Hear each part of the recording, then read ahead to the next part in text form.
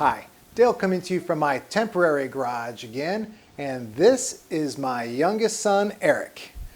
Eric is autistic, but high functioning. To say that I'm proud of Eric and everything he's accomplished is an understatement. I could go on and on about everything he's done, but just know he's not just surviving, he's thriving. Unfortunately, in our downsizing to this rental, Eric really took a brunt of the downsizing. He has an extremely small room and a very, very small closet, and he just doesn't have room for anything. Eric, my wife, and I got together and we found about 4 or 5 different projects that I could do that would help him with his organization in the small room. Can you teach me on how to use the tools to build these? Absolutely. Let's start with a simple and basic shoe rack that will hold your boots. I hope you stick around and find out how I build my shoe rack. Come on, let's go. Since Eric does not have a lot of experience with these tools, I thought it best that I break down the 4x8 sheet of plywood myself using my circular saw. I broke down all the pieces about 1 inch or 2 on the large side so that Eric would have to cut them down to their proper size himself. I just didn't feel safe yet having him work the circular saw over these large sheets yet. He'll get there though. He'll get there. Here I'm giving Eric instructions on how to use the table saw. I explained to him that yes, you want to keep your body parts away from the blade, but inform him that his eyes should not be so laser focused on the blade, but on making sure that the wood stays against the fence as he pushes it through. I also explained to him where he should be placing the push pads, and while it seems natural to put them as far away from the blade as possible, that isn't really the proper place they should be. He felt much more comfortable using the push pads rather than his bare hands, so that's what we did. And now it's Eric's turn. While I'd love to say this was his first cut on the table saw, it is not at all. We practiced simply pushing the stock across the table with the blade down a few dozen times until he felt comfortable. Then we made probably another dozen practice cuts on scrap. I really tried to instill in Eric that he needs to be comfortable with all cuts on the table saw before making them. If he ever does not feel comfortable with making a cut, then he should not make it. I explained that being comfortable with a tool does not mean you do not respect the tool. I further explained that respecting the tool does not mean fearing the tool. Now sit back and watch as he cuts all the pieces down to size. I explained to Eric that we set the fence and then make all cuts at that length across all the different parts of the shoe rack. Then when we move the fence, we cut all pieces at that length. During practice cuts, I showed him that it is very difficult to get the fence back to the exact same position once it's moved. It's time Eric was introduced to pocket holes. Pocket holes are perfect for this project, so I gave him a quick tutorial on how to use the pocket hole jig to drill the holes. Then I set him loose.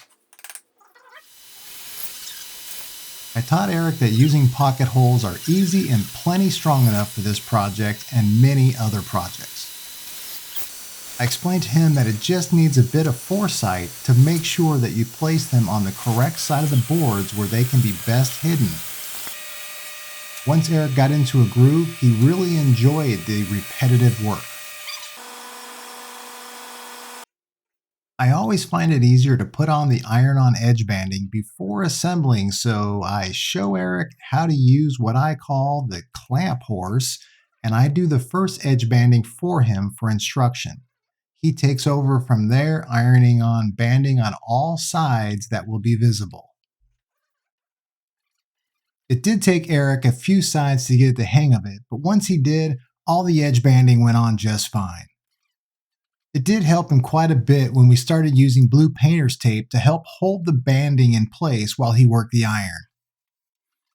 I explained to him to just keep the iron moving to not burn the banding, and he did a great job.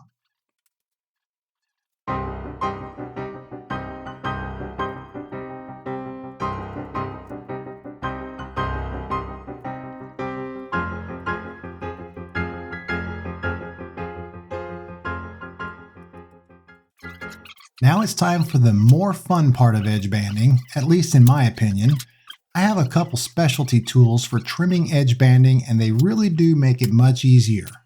I explain how it works to Eric and show him on the first edge, and then I let him take over.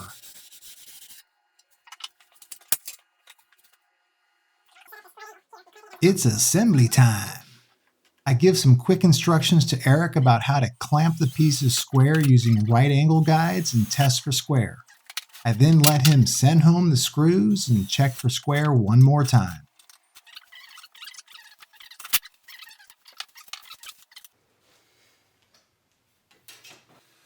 One thing I forgot to talk to Eric about before we started to assemble was what the clutch is for on a drill. He thought it was pretty cool. I like to use my drill with light clutch instead of my impact driver when installing pocket holes so that I won't drill all the way through the board. Now it's time to teach working smarter rather than harder. I give a lesson on how using spacers is a much better way to make sure things go in where they are supposed to versus measuring and trying to clamp in the right position. We cut 10.5-inch spacers and 9-inch spacers for the shelves.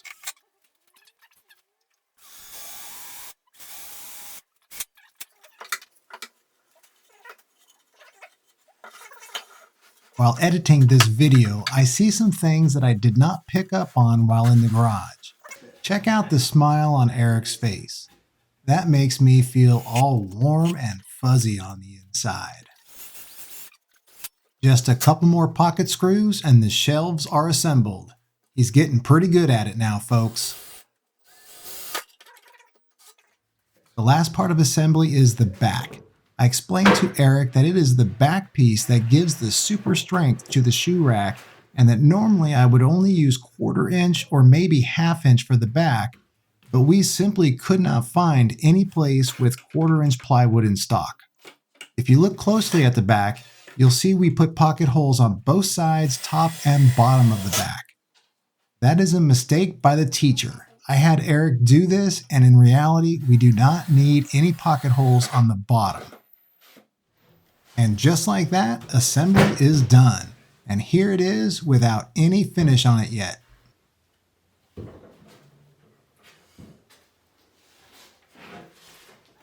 Eric is looking mighty proud of himself, and you know what? He should be. That looks great. Applying finish is the last step. I give a little instruction and hand him the rattle can. This is where Eric can see the transformation in the wood right before his eyes. So here's the final product. I think Eric did an awesome job on this shoe rack. He listened to all my instructions very closely. If he had any questions, he always asked before we started. As far as making the cuts, we practiced over and over again. For instance, on the table saw, we lowered the blade, turned the table saw off, and he practiced with the board, moving it against the fence. He did this as many times until he felt comfortable. Let us know down in the comments of how you think I did. Also, let us know any other advice you have for me or for Eric down below in the comments for his next projects. We're always willing to learn a little bit more. I have other projects that I'll probably be sneaking in between, but plan on seeing Eric for at least another 3, 4, maybe 5 more project videos. Hey Eric, what was your favorite and least favorite parts?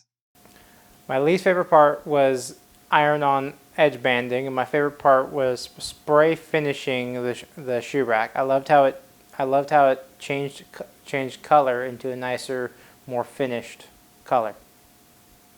Eric, you did a great job. Until next time, see ya.